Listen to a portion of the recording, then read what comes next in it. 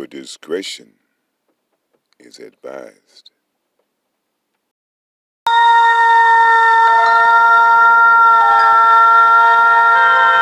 Space, the final frontier.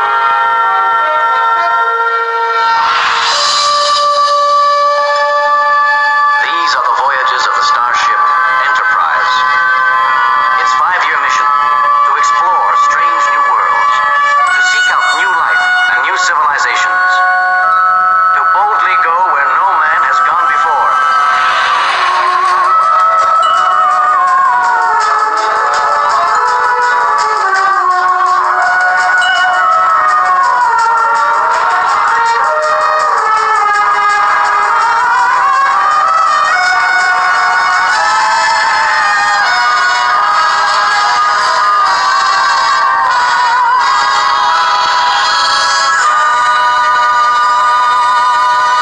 And let me tell you why I think these cops are heroes. Further detail in the gossip. Dawn is at the location. She possibly thinks there's drugs, guns inside the residence. She wants to remain anonymous. She just called back again asking ETA. Yes, I'm not sure if we're on this hook here. It's 7813 Harding Street. We have the house around, we gotta get the two back. We still got officers inside. We have multiple officers shot. Multiple officers shot.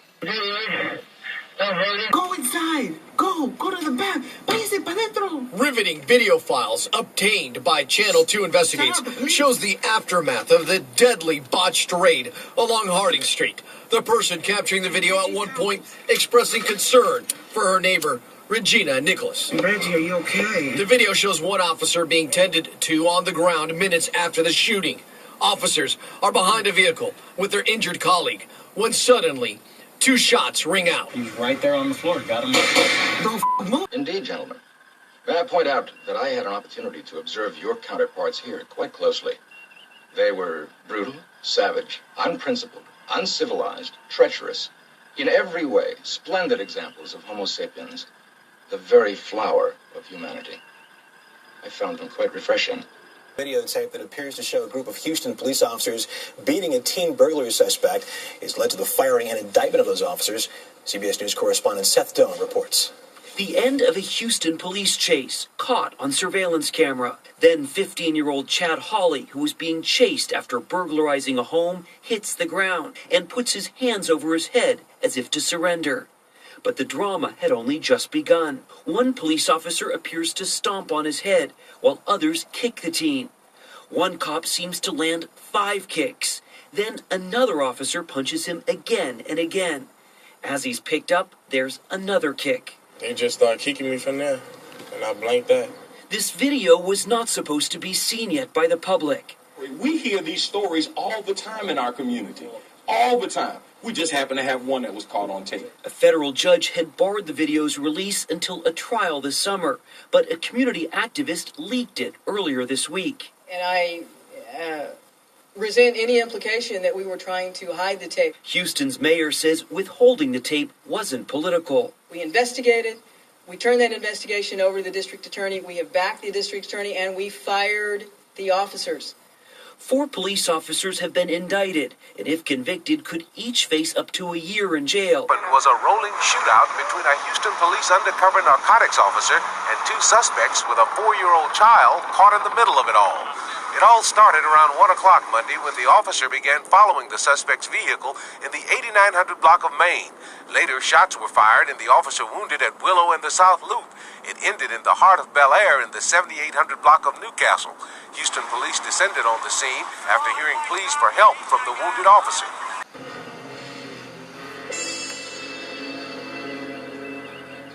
Mr. Spock, are you all right? Yes, I believe no permanent damage was done. What happened? The occipital area of my head seems to have impacted with the arm of the chair. No, Mr. Spock, I mean, what happened to us? That we have yet to ascertain. He called in to dispatch regarding the fact that he had been shot and he was following the suspect vehicle. He had given description, license plate number. When help arrived on the scene, what they found was 32-year-old Gerald Goines, a 13-year HPD veteran with gunshot wounds to the left arm and abdomen, a suspect with gunshot wounds in his right arm and side, a second suspect only slightly wounded, and a 4-year-old little girl with injuries from flying glass. The The suspect's vehicle, a Chevy Blazer, was riddled by bullet holes. Officer Goines was transported by lifeboat to Herman Hospital, where tonight he is listed in critical but stable condition. The wounded suspect was taken to Bent Harbor Hospital and later died as a result of his gunshot wounds. The 4-year-old was admitted to Bent Harbor, but is reportedly in good condition. Police say Goines was attempting to serve a warrant on the suspects when the shooting started. He's done it again. Again, the same thing. He murdered my brother in 1997. My mom went to her grave still grieving it. Williams says her older brother killed as a result of a road rage incident involving Goines. My brother was driving with his baby in the car.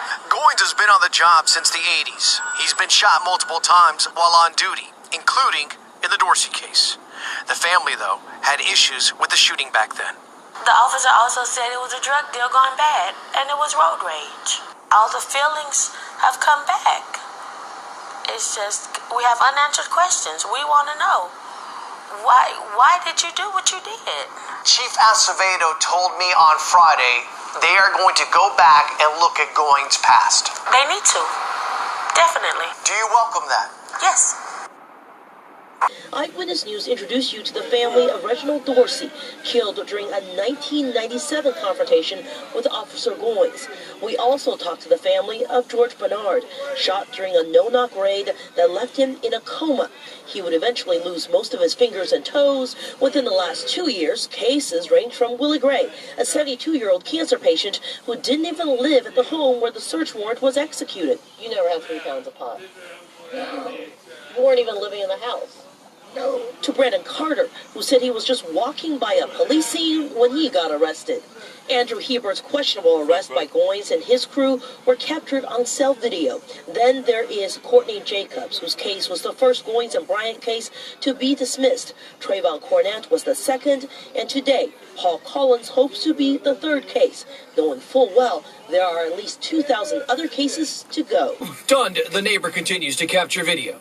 Minutes later, first responders arrive to the scene. They're working on one right there? Video shows first responders working on another officer beside a silver truck in a neighboring yard. The sounds of police helicopters circling above, piercing the air over Pecan Park. Things appear subdued, but not for long. Heavily armed and protected officers take strategic positions. The potential threat, unknown. However, as the sun sets, it is clear HPD believes there is still someone inside the home. Take a close listen as an officer provides instructions. Can I give you attention if you're still inside the house? Exit the front door, with nothing in your hand, and listen to the voice instructions. I guarantee that no one will hurt you.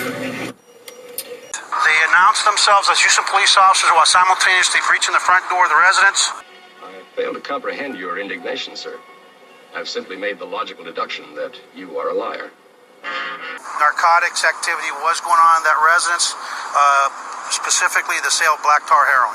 Objected to on the grounds that the question calls for hearsay testimony, that it calls for a conclusion of the witness, that it is not the best evidence, and furthermore, it is incompetent, irrelevant, and immaterial. Sustained. Semi-automatic is all I have. I don't have anything other than semi-automatic. We actually bought black tar heroin at that location. You are a liar. But now I want to speak on behalf of the 5,200 brave men and women of the Houston Police Department and the other 800,000 police officers that are working these streets every single day, putting their lives on the line. Indeed, gentlemen. May I point out that I had an opportunity to observe your counterparts here quite closely. They were brutal, savage, unprincipled, uncivilized, treacherous, in every way, splendid examples of Homo sapiens, the very flower of humanity. I found them quite refreshing. We are sick and tired of having targets on our back. Quite unnecessary to raise your voice, Mr. Bailey. We are sick and tired of having dirtbags trying to take our lives. I suggest you refrain from any further subjective descriptions. You now have 10 minutes and 19 seconds in which to perform your task. When all we're trying to do is protect this community and protect our family. You are a liar. Enough is enough. And if you're the ones that are out there spreading the rhetoric that police officers are the enemy, well, just know we've all got your number now. I see no reason to stand here and be insulted. We're going to be keeping track of all of y'all, and we're going to make sure that we hold you accountable every time you stir the pot on our police officers. We've had enough, folks. We're out there doing our jobs every day, putting our lives on the line for our families. You are a liar. It's not helping the black community. It's frightening us. We don't know what you guys are going to do. That narcotics activity was going on in that residence, specifically the sale of black tar heroin. You are a liar. Suspect came from around the back and started an open fire with a .357 Magnum. You are a liar. A female suspect went towards that officer, reached over the officer, and started making a move for his shotgun. You are a liar. Dawn is at location. She possibly thinks there's drugs, guns inside the residence. The officer wrote a detailed note within the call slip history to document their actions, what they had learned, and what they had done. You are a liar. Our investigation revealed the officer's call slip had no details, and no police report was actually filed after that 911 call. Our number one goal is always to find out the good, the bad, the ugly, and to be transparent. Day one, when I joined this police department, I told my people that if you lie, you die. Constant exposure does result in a certain degree of contamination. Thus far, it appears that there are some material untruths or lies in that affidavit, and that's a problem. Really important for the community to realize we still had a reason to be at that home. Please, Mr. Scott, restrain your leaps of illogic. We should not draw final conclusions, as disturbing as it is, until we uncover every single investigative lead. Chief, you indicated you had reason to be at that home. There appears to be no reason listed in this affidavit. But remember, that affidavit is but one piece of a very comprehensive investigation. Did you have any information prior to the chief talking on camera? I did not have any prior information to the chief talking on camera, but obviously the allegations that the chief laid out are extremely disturbing and extremely concerning to us. But I think it's important to remember that that does not reflect the 5,200 brave men and women of the Houston Police Department who go out there every single day putting their lives on the line for their community. Objection, Your Honor. Incompetent, irrelevant, and immaterial. I think it's important for everyone to remember that we did not come to that house by happenstance. We received a call where a mother had called in concerned that her daughter was at that location doing drugs, and officers actually went out to that scene. So it wasn't as if we picked that house by random, and it appears that an investigation took place. However, we know that some things were probably going on bad at that house, but that our officer, it appears, did not do his due diligence to ensure that everything was correct that went in that warrant. Objected to on the grounds that the question calls for hearsay testimony, that it calls for a conclusion of the witness, that it is not the best evidence, and furthermore, it is incompetent, irrelevant, and immaterial. Sustained. That entire neighborhood, the day after that shooting happened, we're pretty confident that these people, some of them knew him well, but they were quiet people, they were kept to themselves, and there were nice people that interacted with everybody in that neighborhood. You say this was not just a random thing where they just popped up at their house, but now you have 2 lives lost from a mistake, from a negligence. Could you agree with negligence on the officer's part? Well, listen, I think it's important for everyone to remember, we did not just pick that house by happenstance. You are a liar. So we have call slip. You are a liar. So we have 911 call. You are a liar. We have all of these things confirmed that there was someone that called that said there was drugs being done inside the house. You are a liar. We still believe that there was some bad things going on in that house. Obviously, there were narcotics found inside the home, but that it appears our officer did not do his due diligence to ensure that everything was done properly for that warrant. What do you have to say today about knowing there was a mistake, and as a result of that mistake, 2 people are dead? Well, obviously, anytime there is a loss of life, it is a complete tragedy, but you are a liar. It's important for folks to remember, it wasn't by chance that we came to this house. You are a liar. It wasn't by happenstance. You are a liar. They had information that led themselves to believe that there was illegal activity going on inside of that house. You are a liar. We still believe that there was some bad things. You are a liar. There were narcotics found in the home. You are a liar. However, It appears that our officer did not do his due diligence in order to ensure that they had a proper warrant to do that. But it is not indicative of the 5,200 brave men and women of this department who go out there every single day and do the job the right way. Objected to on the grounds that the question calls for hearsay testimony, that it calls for a conclusion of the witness, that it is not the best evidence, and furthermore, it is incompetent, irrelevant, and immaterial. Sustained. I would expect people to be upset, but I think it's important to remember that our officers go out there every single day. They put their lives on the line for their community. You are a liar. And they do the job the right way. You are a liar. And us here at the HPOU are going to be supportive of any policy reviews or changes that need to be made to ensure that something like this never happens again. You are a liar. Let's go back to that day when you talked, and I think you were very heated with emotion. You're law enforcement, you're representing police department, and a lot of the police officers really supported when you talked about we're tired, but now do you think you spoke too soon at that point when you said, I'm sick and tired of these dirt bags, and we've got your number, we're tracking you. Do you kind of feel it was too soon to say that, or after finding out all these facts now that came out, or do you still stand by that statement? Raising my voice back there doesn't mean I was scared I couldn't do my job. It means I happen to have a human thing called an adrenaline gland. Does sound most inconvenient, however. Have you considered having it removed? Listen, I think it's important for everyone to remember, we did not come to that house by happenstance. We had calls that showed that there was illegal activity going on there. We believe that at the time the officer was doing his due diligence to make sure that they had that warrant and did it properly. Objected to on the grounds that the question calls for hearsay testimony, that it calls for a conclusion of the witness, that it is not the best evidence, and furthermore, it is incompetent, irrelevant, and immaterial. Sustained. But now it appears that they did not. But we still believe that there were some bad things going on inside of that home. Objected to as assuming facts, not an evidence. This other officer didn't do his job correctly, and that's why they ended up there, and that's why 2 people died. Obviously, if the allegations are correct, it's extremely disturbing and concerning that somebody would do a warrant improperly. But we weren't there by happenstance. We had received calls previously, and as I said earlier, we will support any policy reviews or changes that need to be made to ensure something like this never happens again. You are a liar. Anything else you'd like to add? I'd just like to remind the community that one officer's actions is not indicative of the hard work that 5,200 brave men and women put in every single day protecting the community they love. Objected to as assuming facts, not an evidence. What's the lesson here, I guess?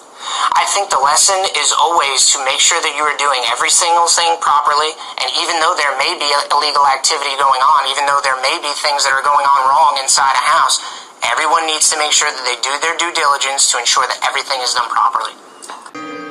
Why, thank you, Captain McCoy.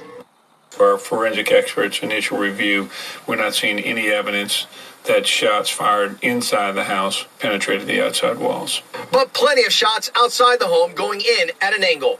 Where were the people who were shooting the bullets inside the house? Where were our clients' loved ones when they were shot and killed inside the house? Mr. Maloney documented and confirmed that there were at least 12 shots through the wall to the right of the front door from a shooting position that would not be visible. HPD officers shot feverishly and blindly into 7815 Harding Street. This according to Michael Doyle, an attorney for the family of Virginia Nicholas. One of those shots ended up taking her life. The findings produced by a private forensic investigator are different than the story detailed by HPD. Chief Art Acevedo claiming Nicholas reached for an officer's gun. We do know, and that's why this is an important step, that at least the biggest parts of the story that they gave us that day and the days after don't line up with the evidence. He had a few exit wounds, but his entrance wounds were mostly on the front of his body. Eric Davis is the Felony Trial Division Chief at the Harris County Public Defender's Office. The head, the neck, the left forearm, he was shot all over. They did a full workup on him in the sense of having an anthropology report. They did a couple of consultants about some microscopic injuries as well. It's a very thorough autopsy report.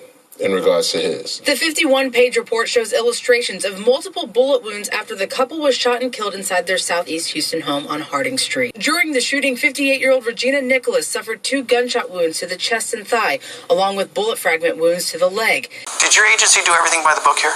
As far as we understand right now, yes. You are a liar. I think we were reasonably complete. Objected to as assuming facts not in evidence. Now, that's not to say that there weren't things that may have potentially been left that should have been collected. Pictures. The alleged bullets or rounds that were recovered from the home? I haven't seen those. I mean, like I said, I need to see if you have some of those. Yeah, I do. I have some right here. Okay. I actually have, this is one of the evidence markings of the shirt right here. Well, that would be here. Well, that would be here. Well, that would be helpful. Yeah, I would need to see this. I mean, certainly if this is evidence markings, I'd be very concerned about that this got left behind. And we need to understand what this is. We need to understand from the investigator what, in fact, they collected. I certainly would be interested in their SOPs. I'd be certainly interested in their accreditations and their certifications. These are all the aspects that go into how scenes are processed. Do you plan to reach out to them? I certainly plan to reach out to them and understand if they're willing to work with us. Well, and to justify his no-knock warrant at the Harding Street home, Gerald Goines claimed that a confidential informant saw a handgun inside, but as we now know, police never recovered that type of weapon. We found similar discrepancies with scores of other drug cases that Officer Goines has filed. We examined drug cases filed by Gerald Goines all the way back to 2012. Records show 109 of them were based on search warrants. Nearly all of those no-knock warrants, authorizing police to barge in by surprise, just like how the Harding Street raid went down. And just like with Harding Street, Officer Goines almost always claimed in his other cases that it was too dangerous to knock because a confidential informant saw a gun inside. But records show in every single one of those cases we examined, police never recovered a gun. If an informant said there's a weapon, why isn't there a weapon at the crime scene? In other drug search warrants we examined, different HPD officers did list the guns they seized. If they don't, former federal agent Larry Carson says that's cause for concern. There's a couple of questions that come up. One, of course, is the reliability and credibility of the actual informant. The second issue, though, is it raises the issue of, is there an informant? In the Harding Street raid, Officer Goines is accused of lying about a confidential informant drug buy the very day before police stormed in. We'll give each case a fair review. It prompted Harris County District Attorney Kim Ogg to review 1,400 past cases filed by Officer Gerald Goines. We need to look at the track record and see if possibly we've arrested innocent people or people who aren't guilty of the crimes they're charged with, which is what the District Attorney is looking at. We're trying to figure out how you make such a long career running into so much trouble. This is unheard of. I mean, it's just absolutely unheard of. I've never heard of this short of fiction.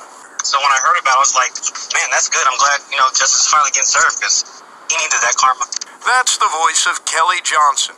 In 2013, Johnson was arrested and charged with aggravated assault after a road rage incident.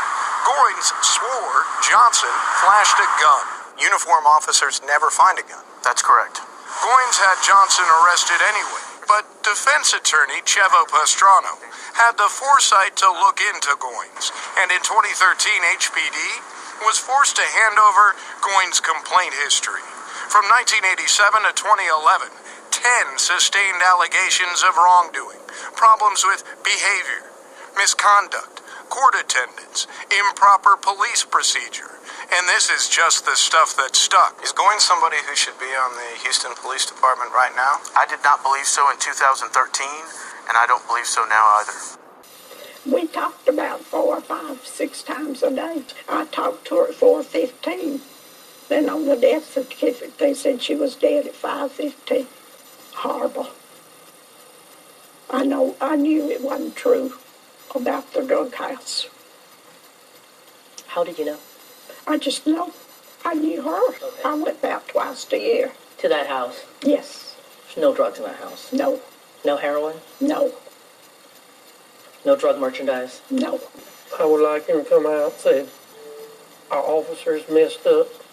We had the wrong information, went to the wrong house. There was no evidence, nothing to back up the actions that the police took, and as a result, 2 people are now dead. As for Joanne, she savors the last text message from her daughter, a prayer sent the morning of the raid, as she sees Regina in her dreams. I wake up in the night, her calling Mama. It's so heartbreaking. Man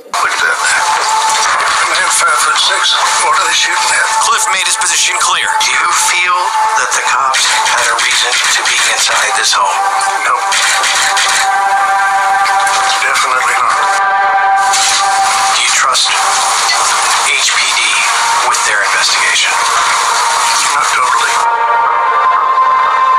Somebody made a bad mistake. Somebody needs to pay. They need the answers. I used to always see Dennis ride his long skateboard down the block all the time, walk his dog. That's the memory. That's the best memory I have of him. And Reggie, she was always, she was a good neighbor. Today we charge Gerald Goines with 2 counts of felony murder. Because we all know that they're not the drug dealers. We all know that they're not bad people, and we all know that they don't hate cops. They don't hate cops. I know just because there's one sour apple in a bunch doesn't mean they're all sour. But at the same time, it's not just one man pulling and saying, hey, go do this. They all should have done their homework. I'm saddened about it, okay? That was my friend for 30 years. 20 minutes later, I was sitting right here, and all I heard was a boom, boom, boom, boom. All these shots. What I waited was when I heard all this shooting going on, and I opened the door, and I thought it was here in my driveway. But no, it was across the street when I opened the door. No, I seen them. The police already had the door open, and I seen the 3 officers laying down. They were on the ground, and their partners were dragging them away from the door. But it happened so fast, just like that, quick. 3 people were down. 3 officers were down. He's a veteran, but an upstanding man. He was an upstanding man. I'm telling you, he wouldn't even go fishing because he didn't have fishing license. That's how he felt about the law. He obeyed the law. If he would have known he was the police, he would have never shot. No, he obeyed the law. I tell you, he's a straight guy. No, they kept to themselves ever since then. He wasn't allowed to go out, come out of the house. And you couldn't tell that they were doing any kind of drug trafficking because they're poor. They hardly had anything to eat. He was a machinist, and he's a Vietnam veteran. And he wouldn't hurt nobody that I know of. No, not Dennis. If anybody did the shooting, it had to have been her. There needs to be better oversight of what that officer was doing. That's quite a high percentage of searching for one drug and coming out with another. That would be a red flag to me. Most of the times we walked out with the narcotics that were described in the search warrant. Why should Houstonians tonight not be concerned with your department? Because reading this is terrifying to many people. Well, look, we are a department of 5,200 people. The actions of one person Your action is highly unethical. or 2 persons is not reflective of the excellence of our department. I was making a little joke, sir. Extremely little, Benson. Well, I was waiting on you guys to get to me to let me know that, these guys are bad cops. I've been waiting on it. It's a blessing right now that you guys put me, in front of me right now talking about the story. But it's happened to a lot of young men in the Fifth Ward community. It's really sad. They don't take their show on the road. They just bring it to the black communities. It's not helping the black community. It's frightening us. We don't know what you guys are going to do. Retired HPD narcotics officer Gerald Goines, who is 54, turned himself in and appeared before court on Friday. He's accused of lying to a judge in order to get a no-knock warrant. Your Honor, may I interrogate this witness first? Well, it's highly irregular, but go ahead. During an afternoon bond hearing, Goines, dressed in a suit, covered his face. Bryant came to court in a T-shirt and shorts. Bond for Goines was set at $150,000 on each charge. Bryant's was $50,000. They surrendered to the court and were taken to jail. Answer me yes or no. Objected to on the ground that it calls for a conclusion from the witness. Goines, a police officer with HPD for 34 years before retiring in March while under investigation. The court has already ruled that any evidence as to anything Miss Street might have received on the day in question is incompetent, irrelevant, and immaterial. unless the prosecutor first has connected it with this case. Sustained. There are ongoing investigations, thousands of cases that are being reviewed, possible civil rights issues, and potentially more charges as the man at the center of it all walks free tonight. I find nothing interesting in the fact that we're about to blow up. No, but the method is fascinating. Defense attorneys question why the case wasn't taken to a grand jury first. Objection, Your Honor. That question is incompetent, irrelevant, and immaterial. Goines is also under investigation for allegedly stealing guns, drugs, and money. That position, Mr. Scott, would not only be unavailing, but also undignified. Bryant, with 23 years on the force before his retirement, charged for allegedly lying to police to try to cover up that bad search. Gerald Goines, from the confines of jail to a waiting Jeep, surrounded by cameras within seconds. The entire jail process for these former cops over in about 3 hours. That's record time. Today, the deadly botched raid on Harding Street have bonded out of jail. This is video of them leaving the facility about 3 hours ago. This man's life is at stake. And worse than that, he might get fined, too. I ask you to look at this man. Is that the face of a criminal? The face of a liar, perhaps. Face of a cheat, perhaps. The face of an egomaniac, perhaps.